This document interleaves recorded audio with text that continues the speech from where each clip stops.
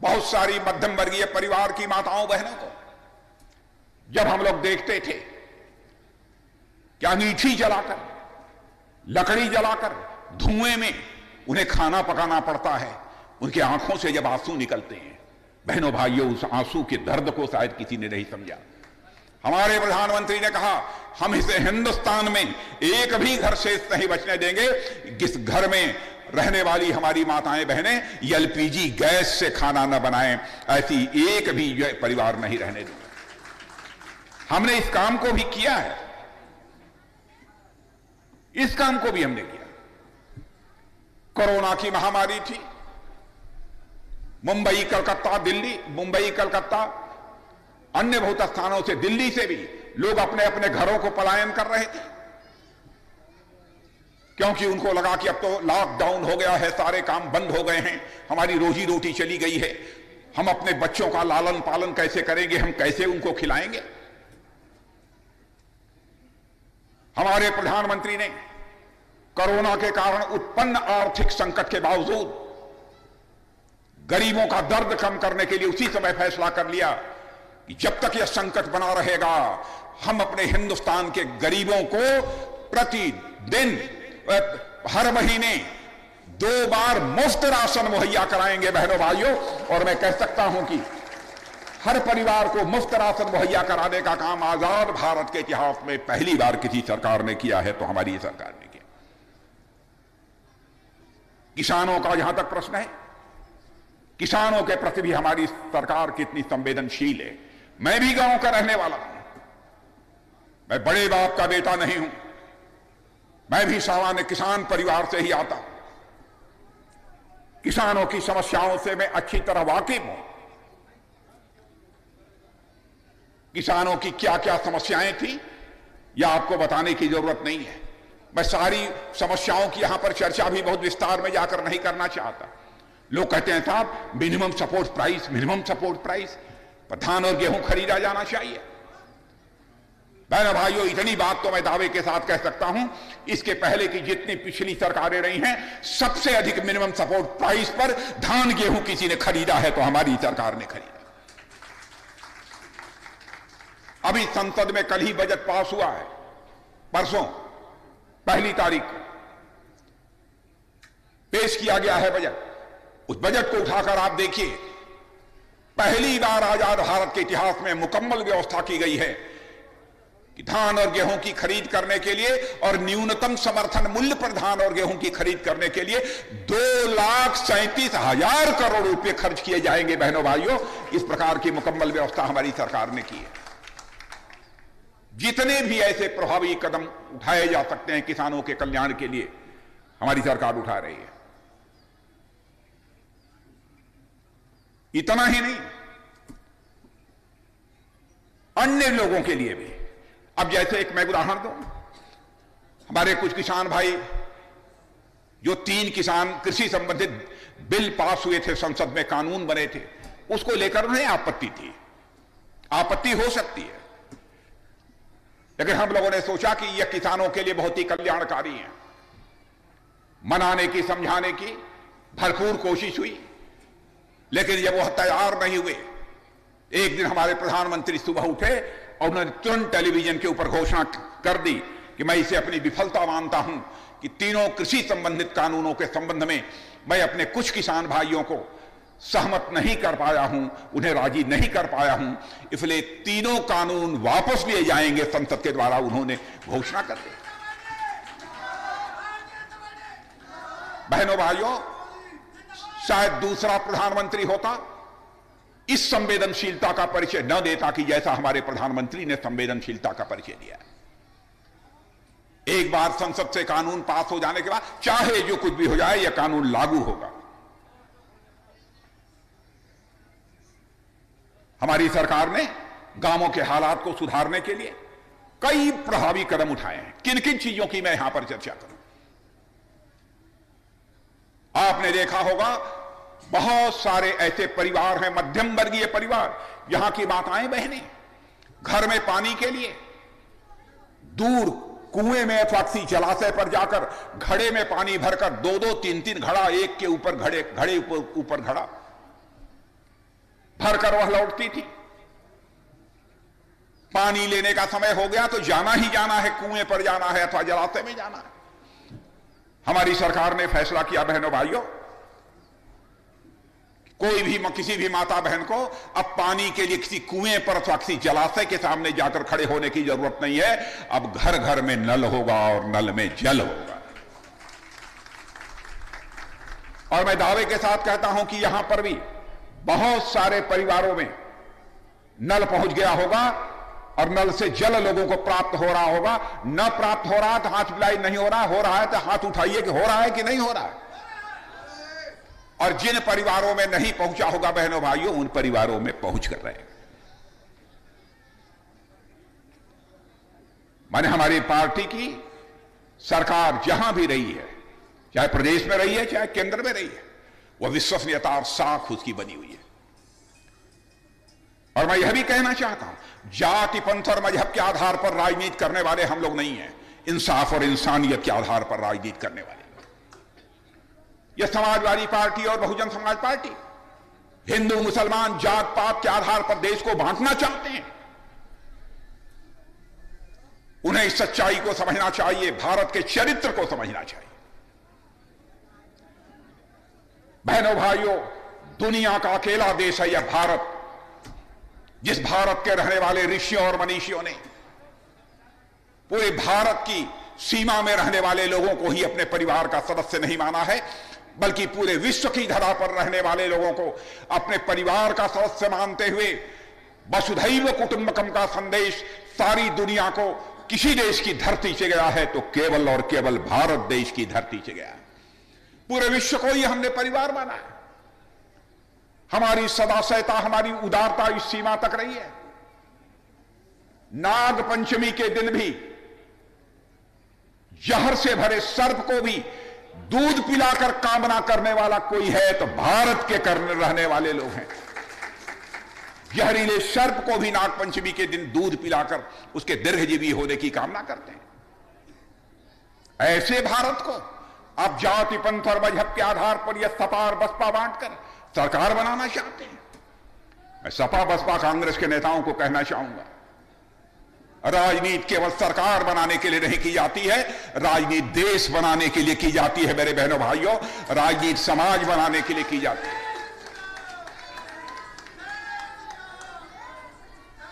यह तरीका नहीं है जिस तरीके से राजनीति कर रहे हैं। समाजवादी पार्टी की भी सरकार रही है, आपने देखा होगा गुंडे बदमाश कितने हौसले इनके बुलंद थे।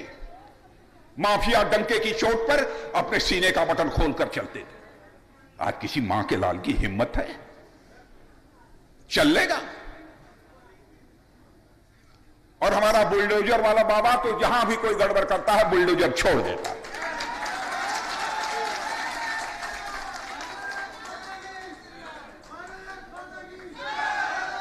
और ऐसा नहीं है, ऐसा नहीं है कि बुलडोजर चलाकर केवल उनके जो भी उन्होंने बिल्डिंग अथवा महल बना रखा है उसको केवल धराशायी कर देता है, बल्कि जिस जमीन पर वह बिल्डिंग बनी है, वह महल बना है, वहां पर गरीबों के लिए घर बनवाता है। बहनों भाइयों,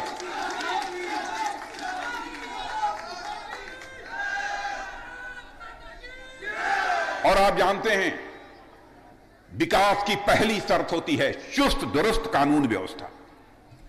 जब तक चुस्त दुरुस्त कानून व्यवस्था नहीं होगी तब तक किसी राज्य का अथवा देश का किसी भी सूरत में विकास नहीं हो सकता। पहली शर्त को, विकास की पहली शर्त को हम लोगों ने पूरा किया। यदि समाजवादी पार्टी की सरकार आज आएगी तो बहनों भाइयों, इन सब सारे गुंडे बदमाशों के हौसले बुलंद हो जाएंगे, माफियाओं का वैसे ही बोलबाला हो जाएगा। क्या आप चाहते हैं कि उत्तर प्रदेश में यही सब सारी चीजें दोहराई जानी चाहिए?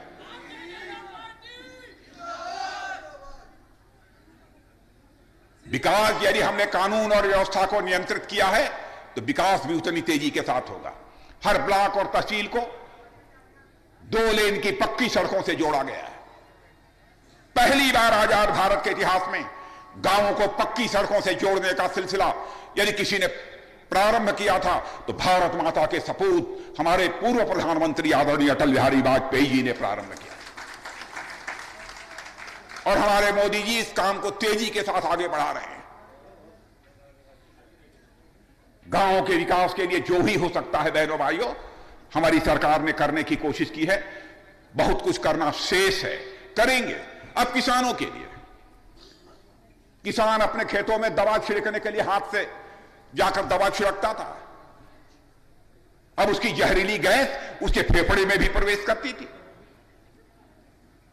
लेकिन अब इस बार के बजट में हम लोगों ने व्यवस्था कर दी है कि अब किसान को अपने हाथ से दवा नहीं छिड़कनी पड़ेगी। अब ड्रोन बनाए जाएंगे, ड्रोन से खेतों में दवा छिड़की जाएगी। एक से एक कदम हमारी सरकार ने उठाए। किन किन चीजों की मैं यहां पर चर्चा करूं, लेकिन चाहे सपा हो, बसपा हो, कांग्रेस, बराबर देश की जनता को गुमराह करते हैं। कल आपने देखा होगा, कांग्रेस के एक शहंशाह हैं राहुल गांधी जी। कल उन्होंने क्या कहा संसद में, आपने सुना? अंग्रेजी में बोल रहे थे, आप लोगों को समझ में नहीं आएगा, आप लोगों को समझ में नहीं आएगा। उन्होंने कह दिया इस समय की जो मोदी जी की सरकार है, उनकी गलत नीतियों के कारण पाकिस्तान और चीन आपस में दोस्त बन गए। बहन भाइयों, मैं कहना चाहता हूं कि यह बयानबाजी पूरी तरह से गलत है।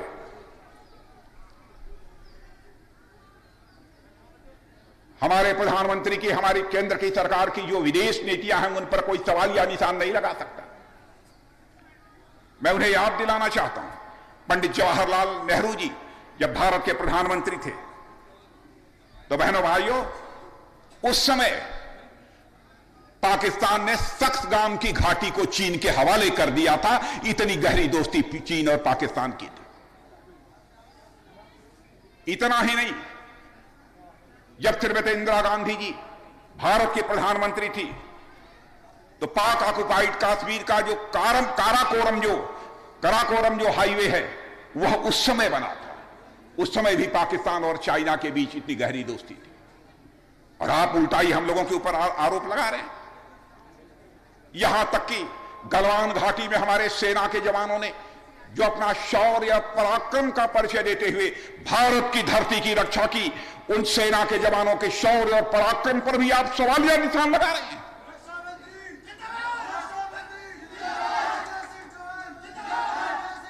गलवान घाटी में जिस तरीके से हमारे सेना के जवानों ने अपनी बहादुरी का परिचय देते हुए, अपना बलिदान देते हुए भारत की 1 इंच धरती को भी नहीं जाने दिया पाकिस्तान के पास, उनका अभिनंदन किया जाना चाहिए, स्वागत किया जाना चाहिए।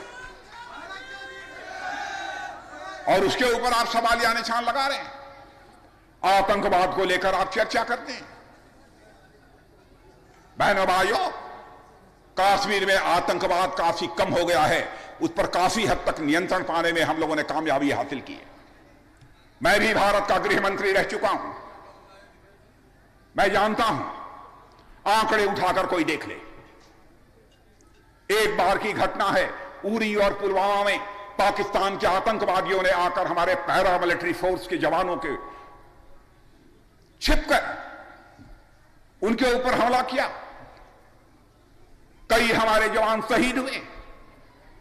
उसके बाद प्रधानमंत्री जी, हम 2-3 अपने वरिष्ठ मंत्रियों को बुलाकर उन्होंने चटपट फैसला कर लिया कि हम इसका मुंहतोड़ जवाब देंगे।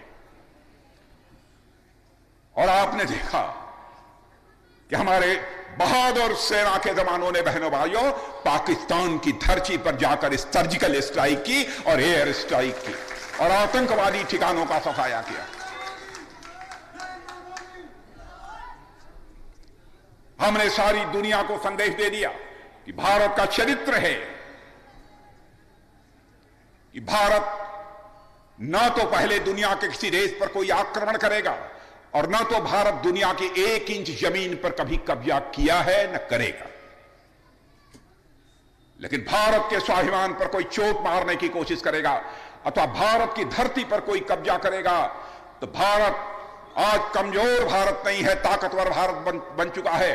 बहनों भाइयों, हम इस पार से भी मार सकते हैं, जरूरत पड़ी तो उस पार भी जाकर मार सकते हैं। यह संदेश हमने सारी दुनिया को दे दिया।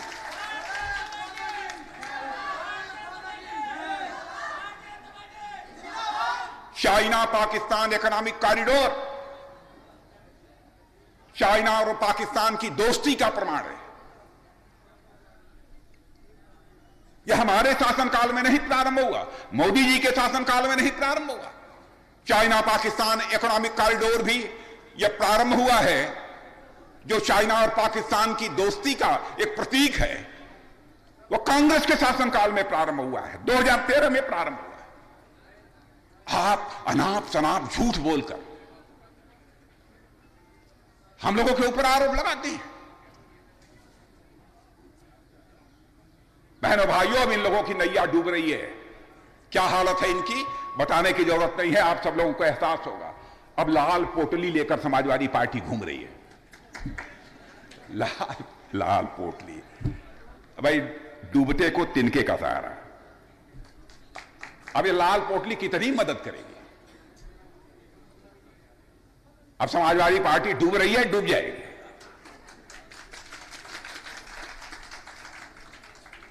अब लाल पोटली कितना संभालेगी? लिए यहां देखिए लाल पोटली, लाल पोटली, लाल पोटली।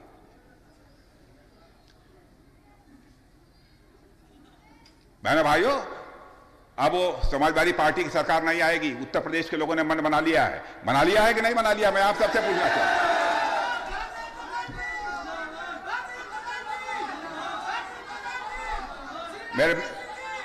मेरे बहनों भाइयों,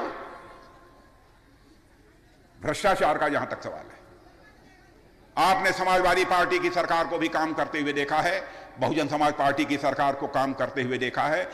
दोनों के मंत्रियों के ऊपर भ्रष्टाचार के आरोप लगे हैं, दोनों सरकारों के ऊपर। लेकिन कोई मां का लाल उंगली उठाकर नहीं कह सकता, चाहे आदरणीय अटल बिहारी वाजपेयी जी की सरकार रही हो, अथवा मोदी जी की सरकार हो, अथवा हमारे योगी आदित्यनाथ की उत्तर प्रदेश की सरकार हो, कोई मां का लाल उंगली उठाकर नहीं कह सकता किसी मंत्री के ऊपर कोई भ्रष्टाचार का आरोप लगा। और उनके तो बहुत सारे मंत्री आज भी जेल की हवा खा रहे हैं। सपा बसपा के लोग भ्रष्टाचार के आरोपों में जेल की हवा खा रहे हैं, और वो लोग हमको उपदेश दे रहे हैं। सब छोड़िए, मैं आपके विधायक इनके बारे में कहना चाहता हूं। पिछली बार भी ये विधायक थे, इसके पहले भी विधायक कभी रह चुके हैं। राजकुमार जी, राजेश कुमार जी, मैं राजेश कुमार जी को जानता हूं। और कोई कह सकता है राजेश कुमार जी ने यह काम कर दिया होता तो अच्छा है, यह नहीं किया, वह कर दिया होता तो ज्यादा अच्छा है। राजेश कुमार पर यह आरोप तो लग सकते हैं, लेकिन बहनों भाइयों, कोई भी हो, हमारा विरोधी दल का क्यों न हो, उंगली उठाकर नहीं कह सकता है कि राजेश कुमार जी के दामन पर कोई भ्रष्टाचार की दाग लगी।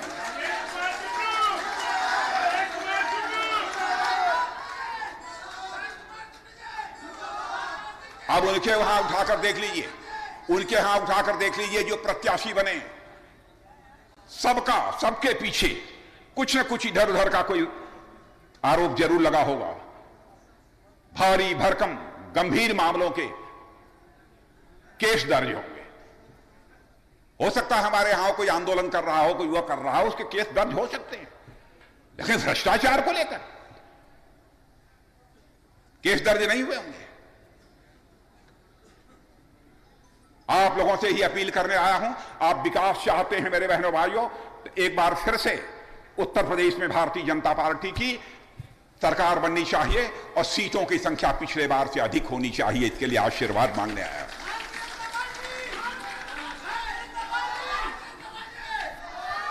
और मैं कह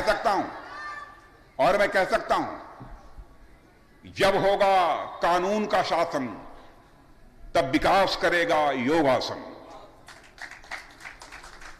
और उत्तर प्रदेश में विकास योगासन कर रहा है। आप लोग आसन करते हैं कि नहीं? देखिए ये नौजवान ये सब करते हैं, बहुत लोग करते होंगे आजकल, प्राणायाम भी करते होंगे, योगासन भी करते होंगे। मालूम है कितने योगासन होते हैं? मालूम है कितने योगासन? 84।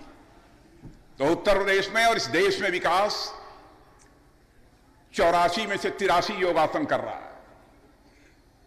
एक योगासन हमने विपक्ष के लिए छोड़ दिया। जानते हैं कौन सा योगासन विपक्ष के लिए छोड़ दिया है? शीर्षासन। यह हमने जो है विपक्ष के लिए छोड़ दिया। यह विपक्ष के लिए छोड़ दिया है, क्योंकि जब भी इनकी सरकार बनती है विकास समाप्त होने लगता है। बहन भाइयों, आपको बिजली नहीं मिल रही थी योगी जी के शासनकाल में? मैं ये सबकी आवाज से सुनना चाहता हूं, बिजली मिल रही थी कि नहीं मिल रही थी आपको? समाजवादी पार्टी के शासनकाल में इस प्रकार की आपको बिजली मिल रही थी? इसलिए वोट मांगने आया।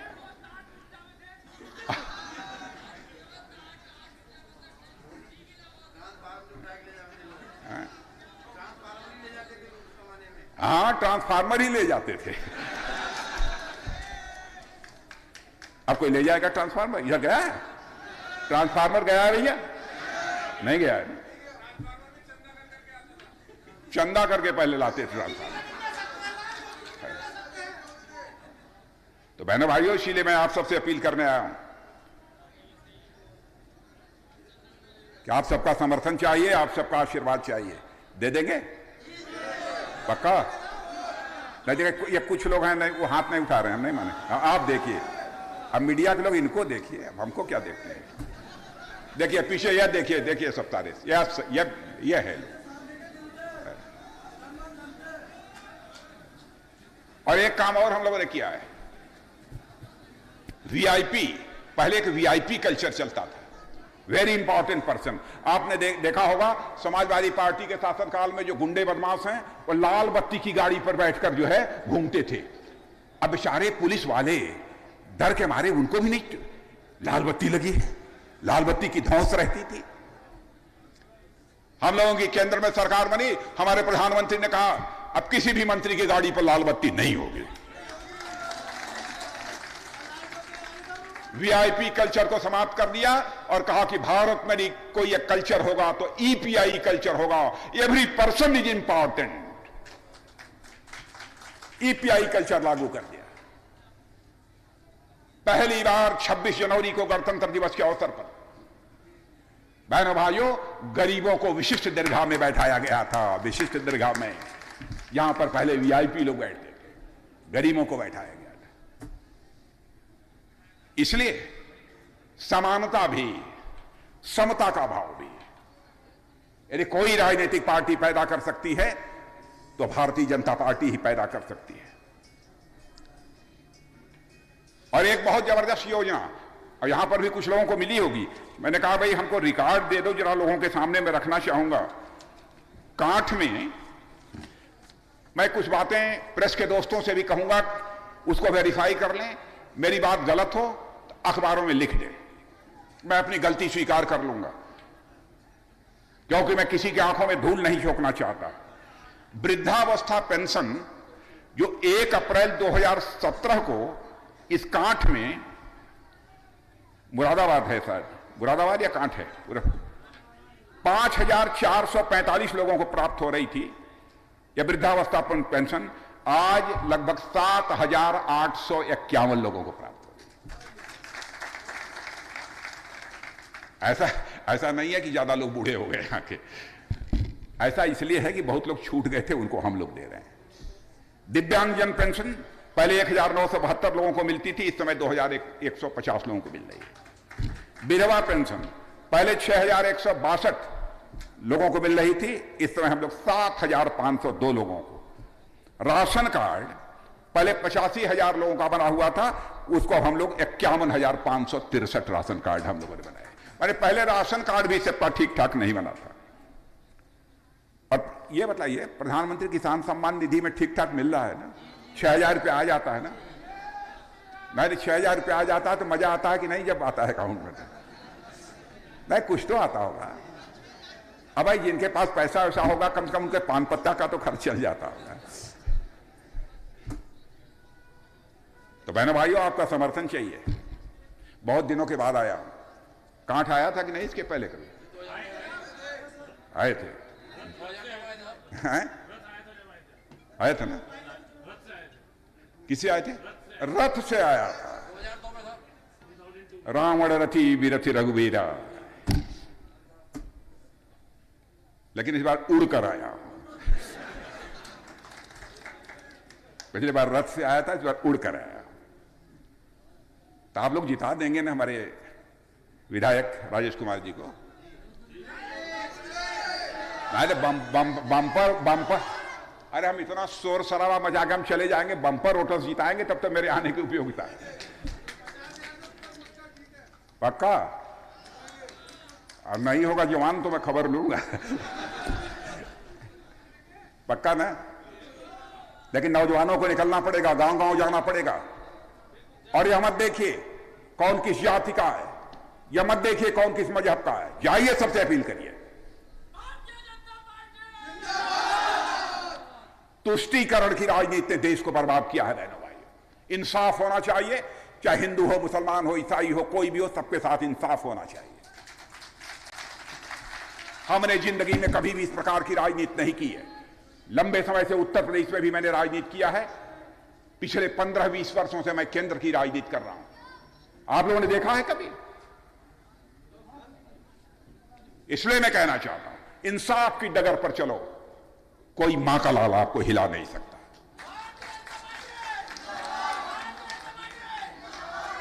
इसलिए बहनों भाइयों, बस इतना ही मेरी आप सबसे अपील है कि आप सब राजेश कुमार जी को इस बार बम बम कर दीजिए। क्यों राजेश जी? अभी लोगों ने कह दिया बम बम कर देंगे इस बार। बहुत भले आदमी हैं, हाँ, बहुत भले आदमी हैं। तो चलें चलें? नहीं चलें क्या? नहीं, ये लोग कह रहे नहीं मत जाइए, तो इसका मतलब कि यहाँ के लोग बड़े शिष्ट लोग हैं। शिष्ट लोग हैं। लेकिन अब चलूंगा मित्रों, आगे भी कुछ करना है। मैं कभी और आऊंगा तो और मैं बोलूंगा। बहुत बहुत आभार। भारत माता की, भारत माता की। माननीय राजनाथ सिंह जी से इस समय चर्चा कर रहे हैं आदरणीय विजेंद्र गुप्ता जी, जो दिल्ली प्रदेश के पूर्व अध्यक्ष हैं और वहां नेता विरोधी दल हैं भारतीय जनता पार्टी के दिल्ली विधानसभा के। आपके साथ आदरणीय अशोक गोयल जी भी, जो इस जिले के प्रवासी हैं, आप भी यहां पर उपस्थित हैं। यहां विजयवीर सिंह जी चौहान, जो नगर पंचायत के चेयरमैन हैं, वह भी उपस्थित हैं। छजलट ब्लॉक के पूर्व ब्लॉक प्रमुख आदरणीय चरण सिंह जी भी उपस्थित हैं। और मैं जिलाध्यक्ष जी की ओर से माननीय मुख्यमंत्री जी के मुख्य अतिथि महोदय के पदार्पण के प्रति, अनुप्राण करने वाले उद्बोधन के प्रति हृदय की गहराई से आभार व्यक्त करते हुए आप सभी का भी धन्यवाद, कृतज्ञता और आभार व्यक्त करता हूं। और यही आपसे अपील करता हूं कि 14 फरवरी को न जाके भूल, याद रखिए कमल का फूल। बोलिए भारत माता की।